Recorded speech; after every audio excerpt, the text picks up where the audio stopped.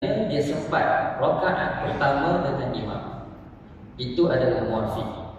Adapun masbuk pula, pelajar-pelajar sekolah rendah dia akan faham orang yang datang lambat.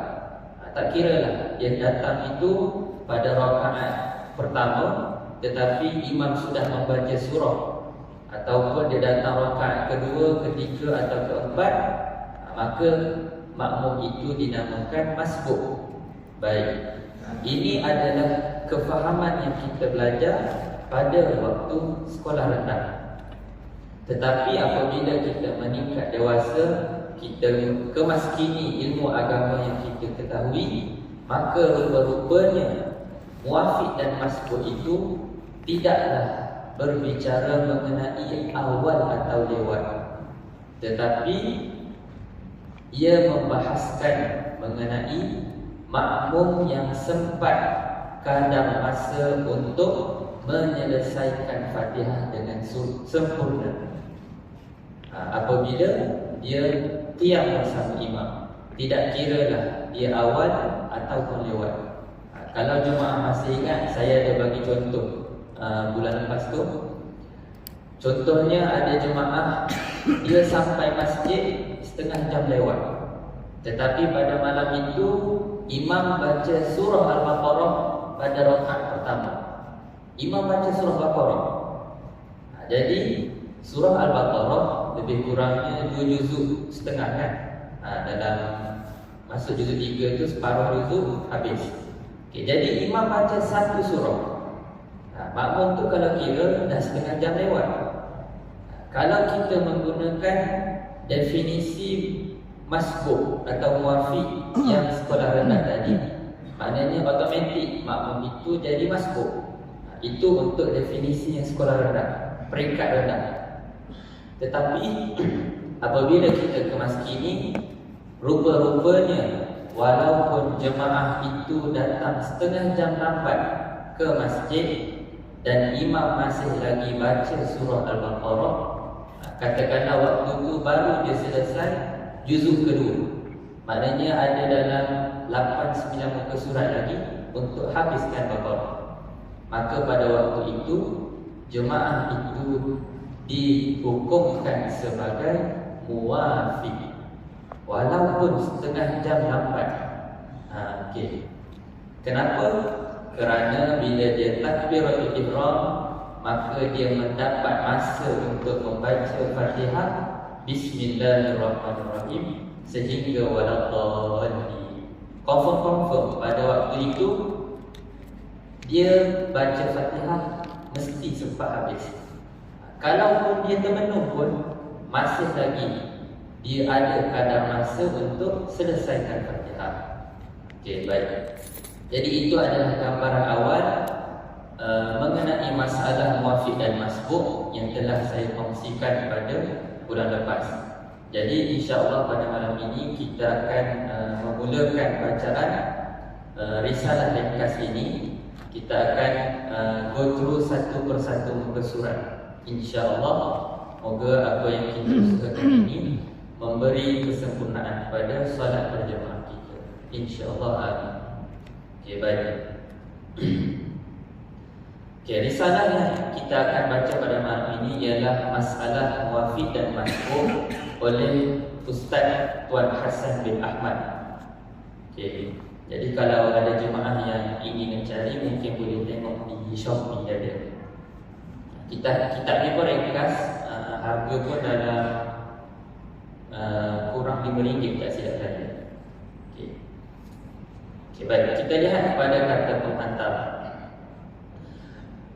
Qala al-musannif rahimahullah ta'ala wa nafa'ana bi'ulumihi fid dharain amin. Bismillahirrahmanirrahim. Alhamdulillahi rabbil alamin.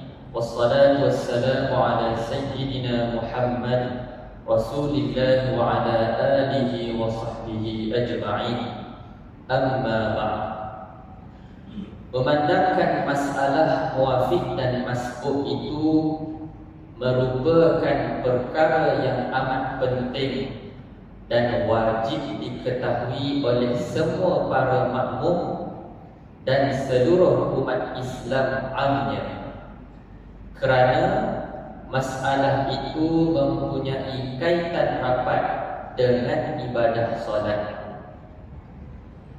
Sembahyang bagi seorang makmum tidak akan menjadi sempurna dan sah selagi mana mereka jahil dalam masalah itu, lebih-lebih lagi jika melanggar hukum-hukum fiqh dalam masalah muwafiq dan masbuk.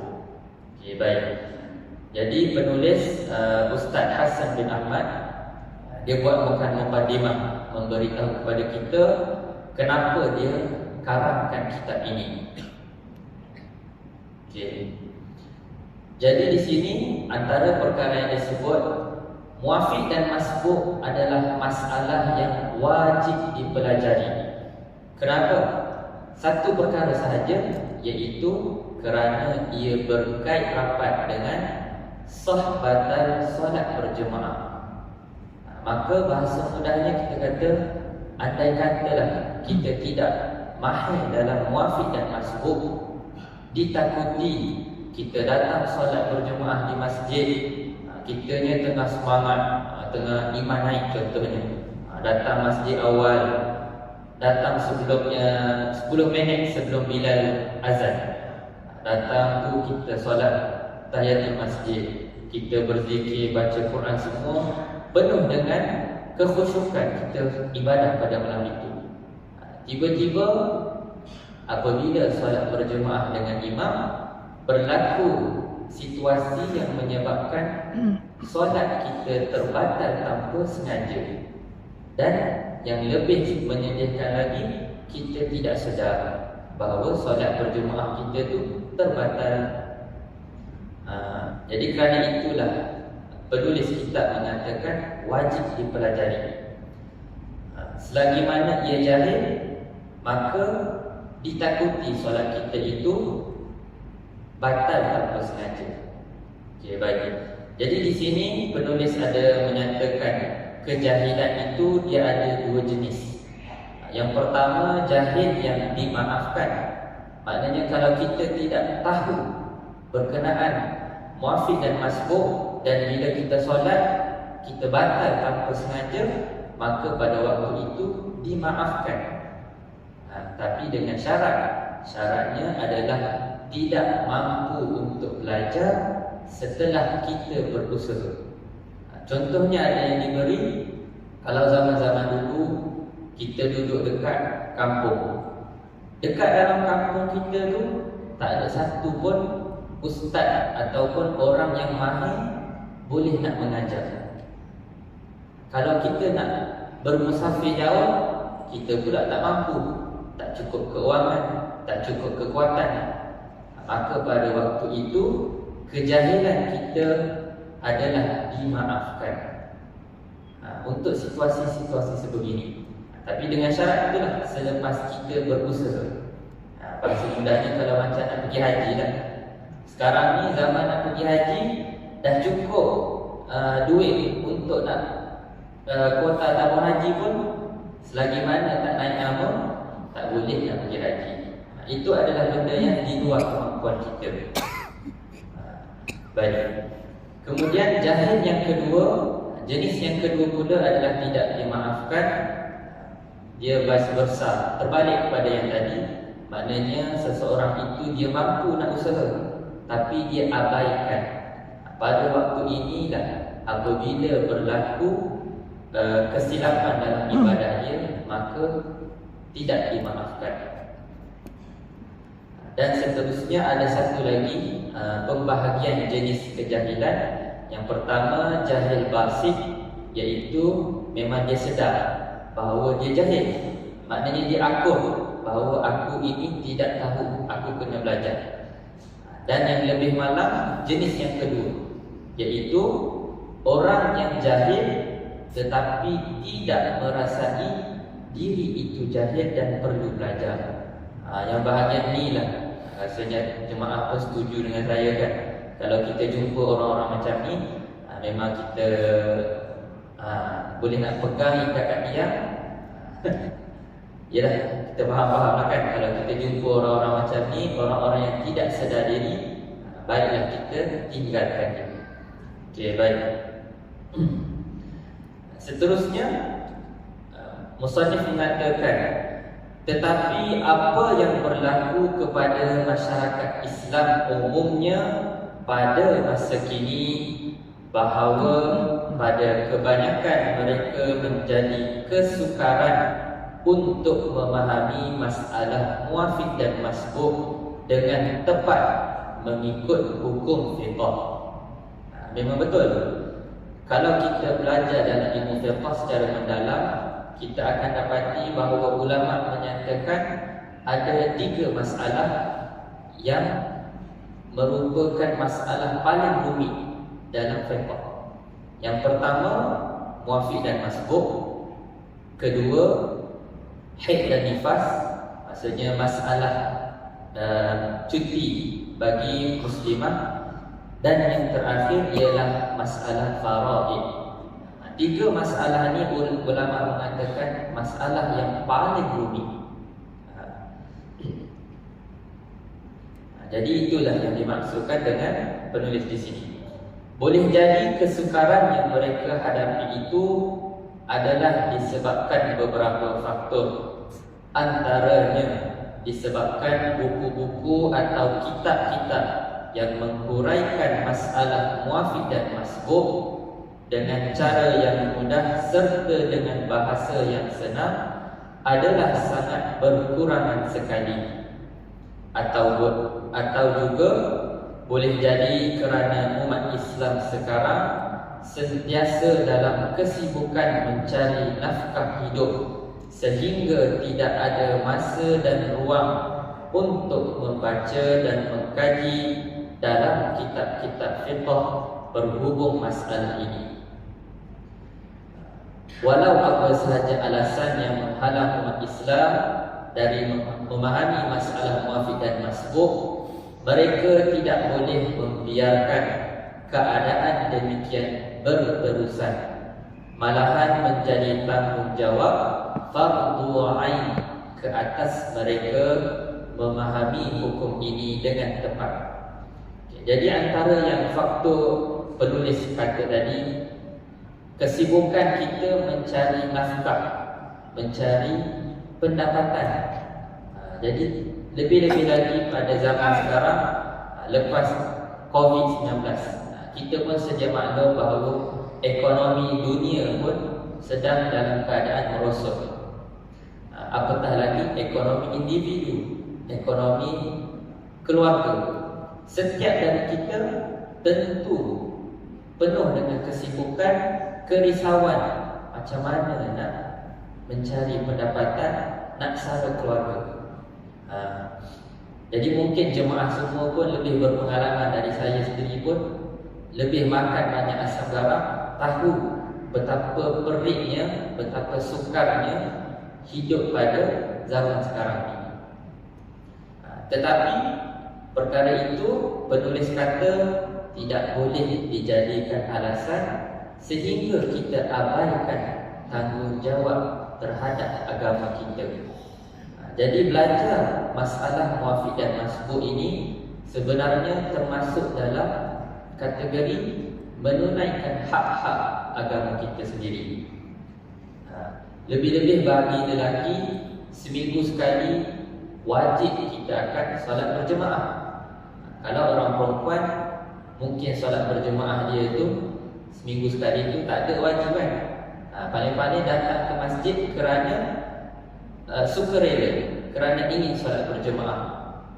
Adapun bagi lelaki, seminggu sekali itu wajib dia datang solat berjemaah di masjid.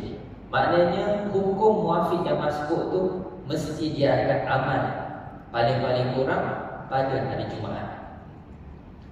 Okay. Jadi inilah dia teguran lembut daripada penulis. Antaranya dia kata masalah muafiq dan masbuk itu susah nak faham, tetapi perlu kita ingat, setiap perkara apabila kita ada guru yang mengajarkan pada kita, confirm benda tu akan jadi mudah. banyak kita boleh tengok kisah-kisah yang membuktikan bahawa nak belajar sesuatu, kita cari guru, barulah dapat shortcut.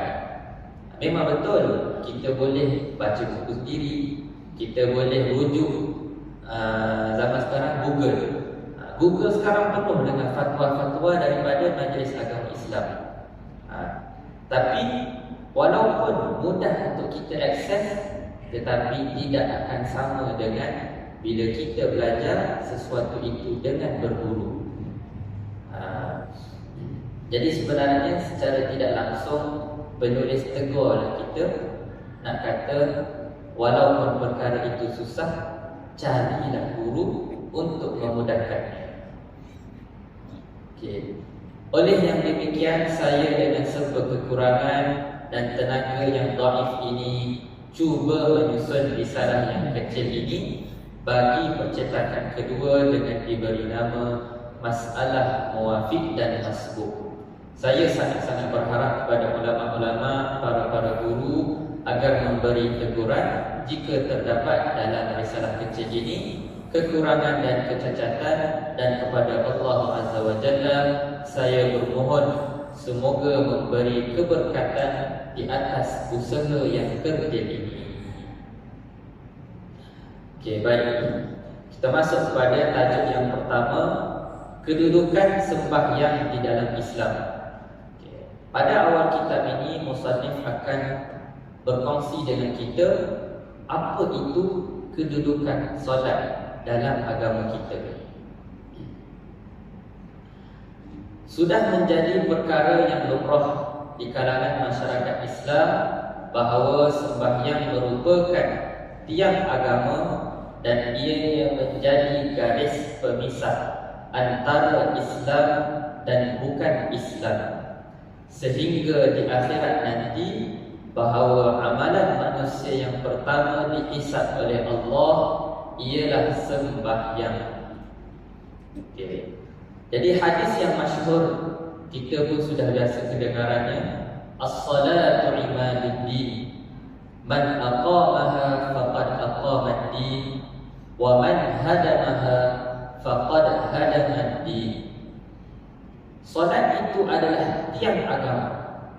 Jadi di sini Rasulullah mengumpamakan agama itu seperti sebuah bangunan, seperti sebuah rumah, keperluan asas. Jadi bila nak bina rumah, pertama sekali kena ada tapak. Tapi dalam hadis ini Rasulullah sebut as-salatu imaduddin, solat itu tiang agama.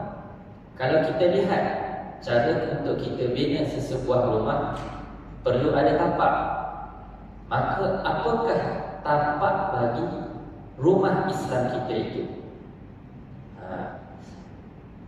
Jadi jawabnya, tapak bagi rumah Islam kita itu adalah syahadat, rukun Islam yang 5. Yang pertama mengucap 2 kalimah syahadat, itulah tapak bagi rumah Islam kita.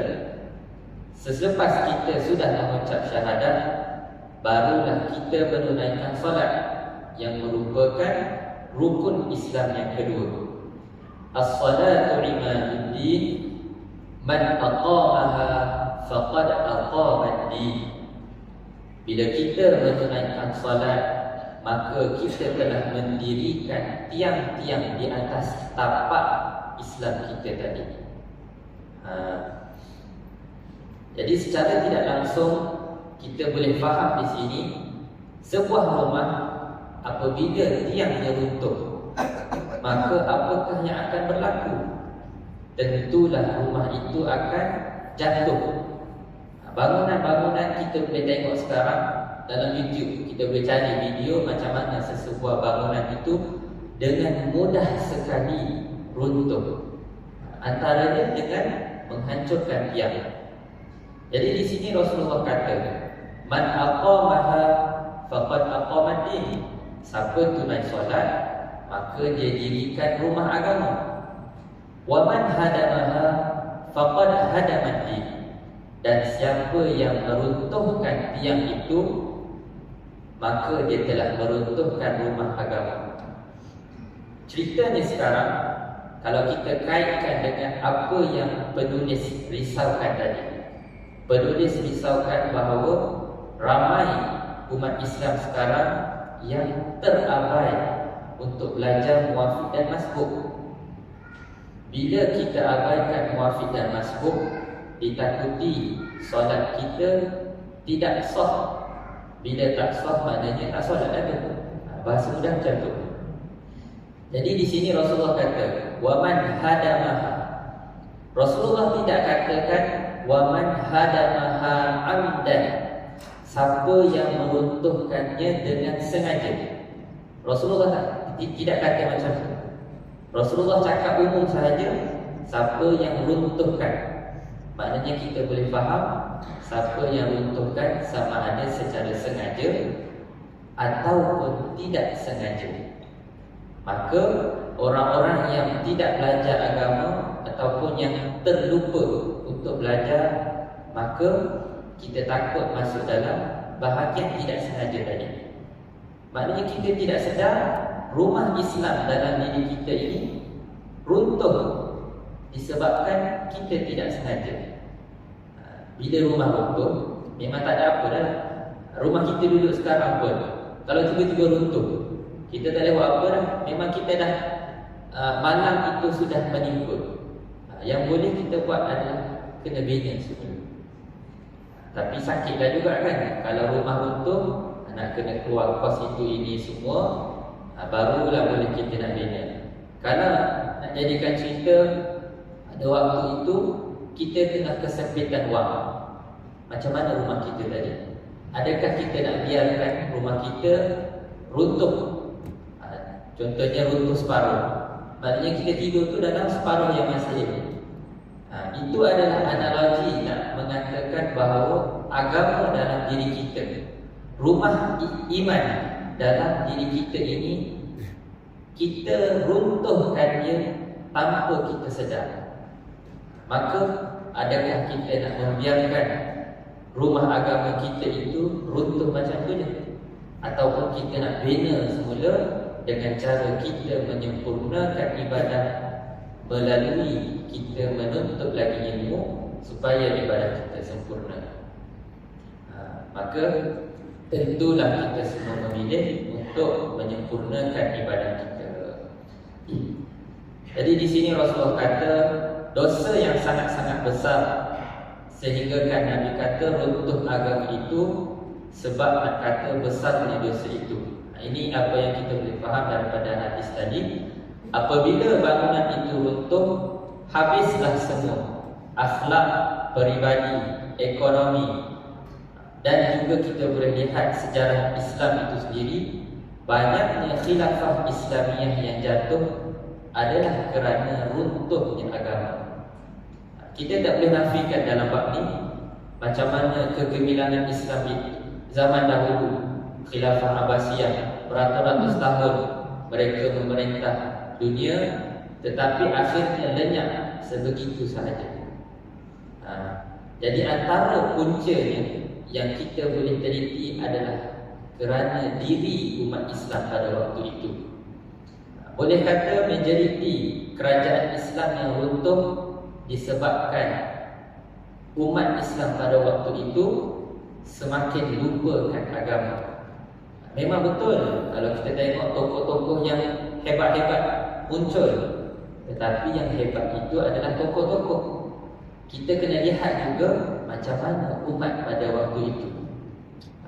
Jangan pula kita bila tengok ada tokoh hebat, maknanya umat-umat yang lain waktu itu semua baik-baik. Tak. Lagi kan imam empat mazhab pun berbagai mihnah dugaan mereka lalui. Ada sampai ke masuk penjara. Tapi kita sekarang beramal dengan mazhab mereka. Cuma pada waktu zaman mereka itu, mereka perlu berjuang untuk mengembalikan umat ke jalan yang benar.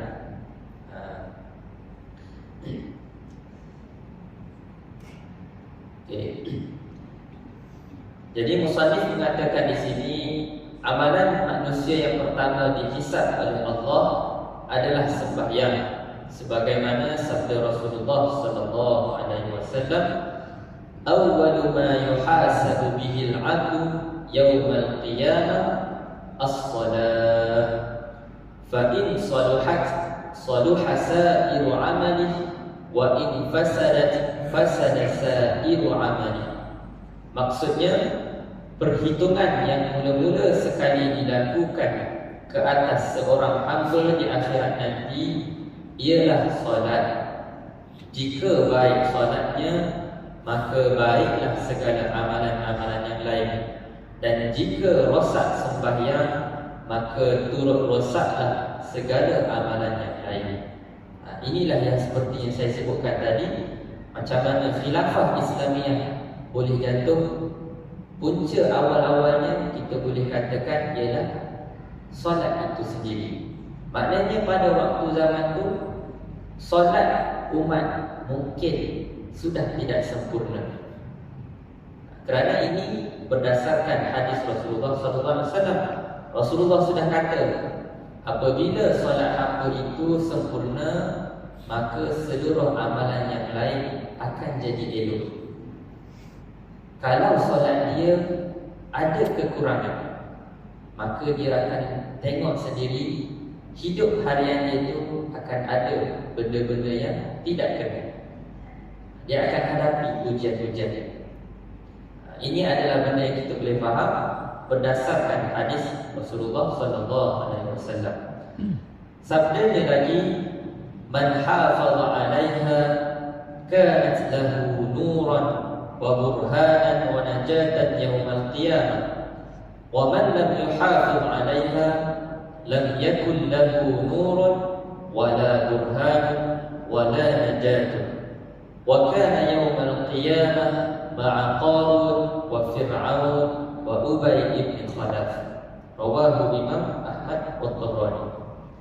Maksud hadis yang kedua ini, maksudnya sesiapa yang menjaga sembahyang dengan baik, maka sembahyang itu memberi kepadanya cahaya, menjadi bukti, dan dia akan berjaya di akhirat nanti. Jika sesiapa yang tidak menjaga sembahyang, maka tidak ada baginya cahaya, tidak ada baginya bukti dan kejayaan pada hari kiamat, dan dia akan bersama Qarun dan juga Fir'aun dan juga Ubay bin Khalaf. Okey, baik. Jadi hadis yang kedua ini, Rasulullah memberi jaminan bahawa solat itu adalah antara kunci-kunci kejayaan dan juga penyelamat kita di akhirat kelak. Sebagaimana yang kita tahu, kita dah biasa dengar bahawa di padang mahsyar nanti bagaimana keadaan manusia. Ada yang tenggelam dalam mulut sendiri, ada yang matahari seolah-olah sejengkal di atas kepala, ada yang berada di dalam kegelapan, dan macam-macam lagi keadaan manusia zaman itu. Semuanya adalah refleksi daripada amalan mereka di atas dunia ini. Jadi Rasulullah kata, bila orang itu menjaga solat dia dengan sempurna, maka dia akan mendapat cahaya, dia akan dapat bantuan, dia akan mendapat kejayaan di akhirat kelak. Maknanya dia akan melalui padang mahsyar itu dengan penuh kenikmatan. Dia tak lalulah dengan bala, dia tak rasa semua benda tu. Semuanya bergantung kepada amalan kita tadi.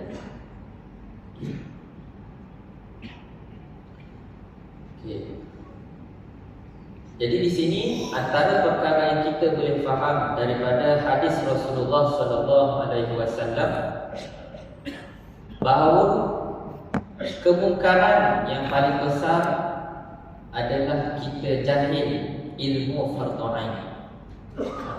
Kita kaitkan dengan apa yang penulis ingin kongsikan kepada kita, ingin sedarkan kepada kita, nak kata pentingnya kita mempelajari masalah muwafiq masbuk. Jadi apabila kita tinggal, kita jahil tentang ilmu fardhu ain masalah muwafiq masbuk, maka ia termasuk dalam kemungkaran yang paling besar. Formula mudahnya kita tengok, apabila kita tidak belajar dengan sengaja ataupun secara tidak sengaja pun kita boleh letak kat sini. Apabila kita tidak mempelajari ilmu fardhu ain, maka ia menunjukkan sebesar-besar kejahilan bagi kita.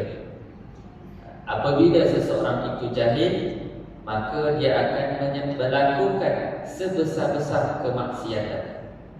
Macam mana nak buat kemaksiatan? Saya datang masjid setiap hari, saya datang masjid, saya mengaji Quran, malam-malam saya solat tahajud. Kita beri laluan pada lagi. Okey, baik. Jadi berdasarkan hadis-hadis yang kita bacakan tadi, kita dapat faham bahawa kesempurnaan solat itu menentukan hidup kita di akhirat kelak. Sekiranya solat kita sempurna, maka kita akan berjaya. Dan apabila kita tidak berjaya laksanakan solat dengan sempurna, dan paling ditakuti adalah kita tinggal solat tanpa sengaja. Maksud tanpa sengaja di sini adalah kita datang solat, tetapi solat kita batal tanpa kita sedar. Itu maksudnya tinggal solat. Kita tak cerita dah kalau orang-orang yang memang sengaja tinggal. Yang itu perkara yang kita sudah maklum. Cuma yang kita nak remind diri kita masing-masing, kena sentiasa berjaga-jaga. Jangan kita selesa adalah kita risau solat kita terbatal tanpa kita sedar. Jadi di sini saya ada datangkan dalil-dalil Al-Quran yang berkaitan dengan hadis-hadis Rasulullah. Antaranya, inna salata tanha 'anil fahsya'i wal munkar wa la dzikrullahi akbar. Sesungguhnya salat itu mencegah fahsyat dan munkar dalam hidup kita.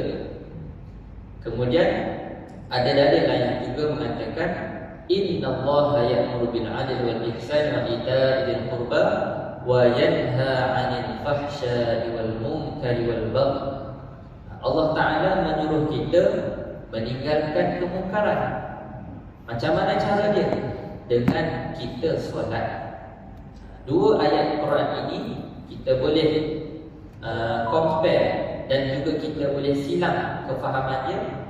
Allah Ta'ala menyuruh kita meninggalkan kemungkaran dan fahsyat dengan cara kita solat. Tapi sekarang ni macam mana kita nak tinggal kemungkaran? Andai kata solat kita rupa-rupanya terbatal tanpa kita sengaja. Sebab itulah di sini kemungkaran yang paling besar adalah kita jahil ilmu fardhu ain itu sendiri. Apabila seperti yang kita sebut tadi, apabila tidak belajar dengan sengaja, maka membawa kepada kejahilan diri kita. Apabila kita jahil, maka kita akan mudah jatuh ke lembah kemaksiatan. Di bawah itu saya ada tulis, solat fardu tidak sah samalah seperti kita mengabaikan solat fardu. Bila abai solat fardu, berarti kita buat maksiat. Bila kita dah buat maksiat, maknanya kita melakukan kemungkaran.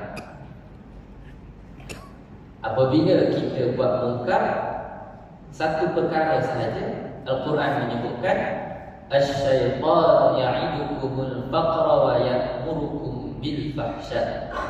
Rupa-rupanya syaitanlah yang menyuruh kita membuat kemungkaran itu.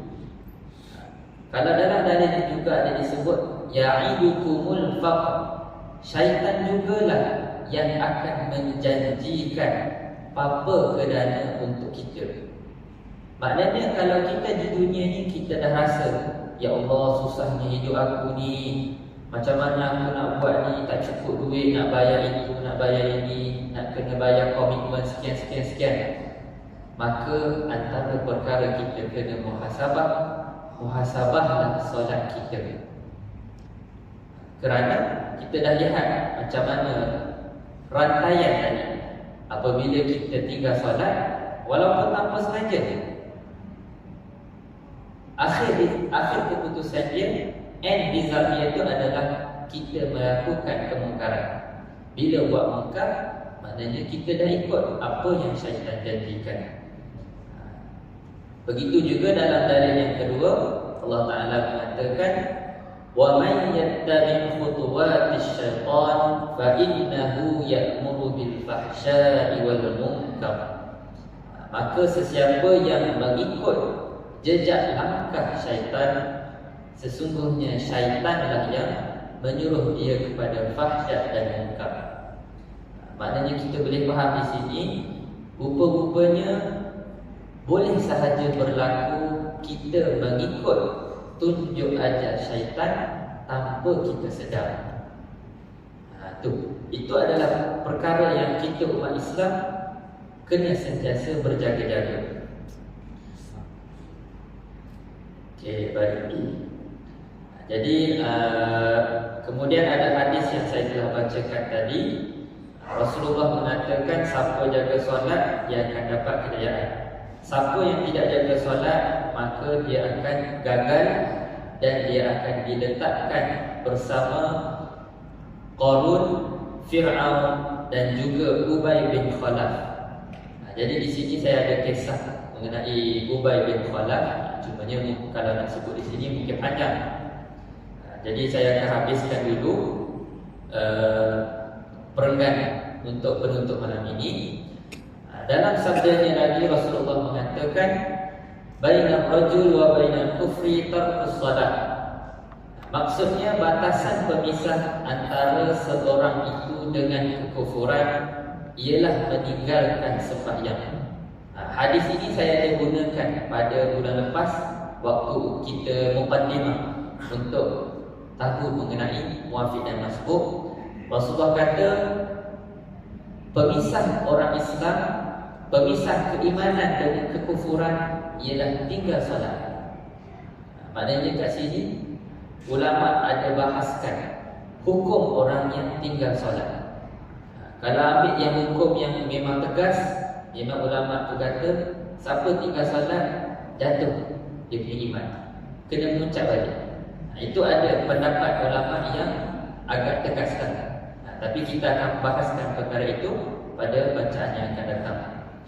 Jadi dari keterangan hadis di atas kita faham bahawa tugas sembahyang ke atas setiap individu merupakan tanggungjawab yang paling besar dan utama terhadap Allah. Malahan untung rugi nasibnya di alam akhirat bergantung kepada sejauh mana keelokan sembahyangnya. Kerana Allah Subhanahu wa taala menjanjikan sembahyang itu jalan untuk mencapai kemenangan dan juga kejayaan di dunia dan akhirat. Menunaikan sembahyang dengan sempurna itu akan memberi cahaya kepada hati, mendidik jiwa, mengajar seseorang itu akan adab-adab perhambaan dan menanamkan dalam hati kebesaran Allah. Oleh itu setiap muslim dan muslimah hendaklah menunaikan sembahyang masing-masing dengan betul dan tepat sebagaimana yang ditunjukkan Rasulullah sallallahu alaihi wasallam. Mereka mesti faham rukun dan syaratnya, sah dan batalnya. Mereka perlu mengetahui segala peraturan dan adabnya, masbuk dan muwafiqnya jika ia menjadi makmum.